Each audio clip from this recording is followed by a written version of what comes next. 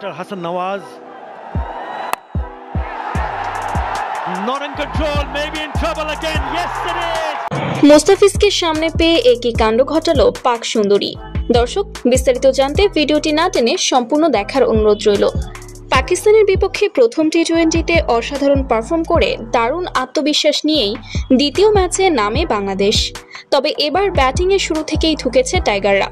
Top order ব্যর্থতার পর middle অর্ডারে হাল ধরেন জাকির আলী অনিক। তার দুর্দান্ত 50 ও শেখ মেহেদী হাসানের ধৈর্যশীল ব্যাটিংয়ে কোনোভাবে 134 রানের লড়াকু স্কোর গড়ে লিটন দাসের নেতৃত্বাধীন দল। জবাবে ব্যাট করতে নেমে শুরুতেই বাংলাদেশি পেস আক্রমণে কেঁপে ওঠে পাকিস্তান। ইনিংসের মাত্র তৃতীয় ওভারে মাত্র 5 রানেই হারিয়ে বসে 2টি উইকেট। স্টেডিয়ামে তখন বাংলাদেশের দর্শকদের উল্লাসে মাতোয়ারা পরিবেশ।